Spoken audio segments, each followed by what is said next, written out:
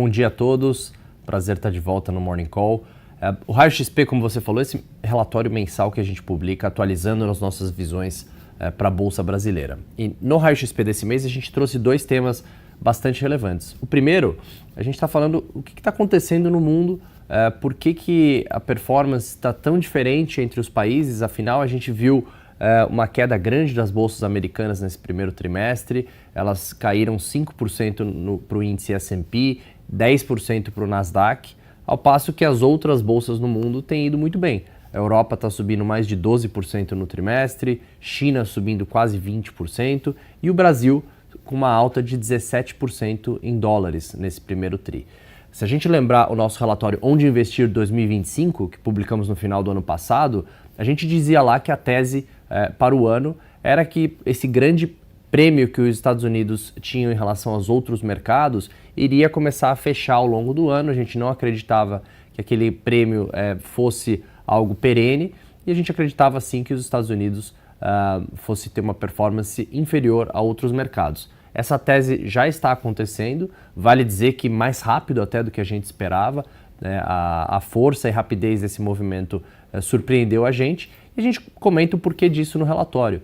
E grande parte da explicação vem da incerteza das políticas econômicas dos Estados Unidos. Afinal, se esperava que Donald Trump iniciaria o seu governo já com cortes de impostos e notícias positivas para os investidores. Não foi isso que a gente viu. As notícias positivas ficaram de lado e até agora só vimos notícias das tarifas. Inclusive amanhã é o grande anúncio, né, da reciprocidade de tarifas que os Estados Unidos vai anunciar. Então isso gerou uma grande rotação de fluxo para fora dos Estados Unidos e os investidores buscaram outros mercados. O dólar enfraqueceu e a verdade é que o Brasil se beneficiou bastante disso. Então muito dessa performance de Brasil ao longo desse primeiro trimestre veio exatamente desse trade global, dessa rotação para fora dos Estados Unidos.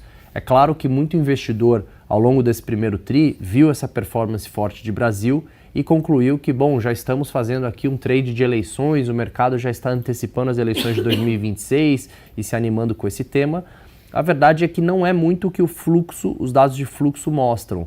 Afinal, o que a gente trouxe no relatório é quando a gente olha os ETFs globais, a gente vê que grande parte do fluxo de estrangeiros para o Brasil veio dos ETFs globais e os ETFs de mercados emergentes, que receberam bastante fluxo, enquanto o ETF de Brasil especificamente teve saída de recursos no ano. Então não parece que até agora os investidores estão comprando o Brasil especificamente, mas sim estão saindo dos Estados Unidos, comprando outras regiões, investindo em mercados emergentes e o Brasil acaba se beneficiando por tabela. Isso não quer dizer que não podemos entrar ao longo desse ano e começo do ano que vem em um trade de eleições. A gente acha que isso vai acontecer, mas na nossa cabeça isso aqui está um pouquinho mais para frente.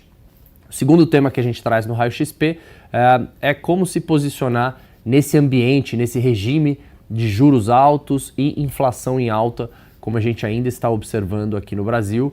A gente traz uma lista de ações que se beneficia desse regime, desse período de inflação alta e juros altos, e a gente também traz o que esperar para o próximo regime, ou seja, o que acontece em seguida e como se beneficiar quando as taxas de juros já chegarem no pico e começarem a cair, que provavelmente esse é o próximo regime que a gente vai entrar, e aí a partir disso a gente também coloca quais os setores e quais os papéis que se beneficiam dessa virada de chave que deve acontecer em algum momento nesse ano ou talvez no início do ano que vem, dependendo aí da dinâmica de inflação.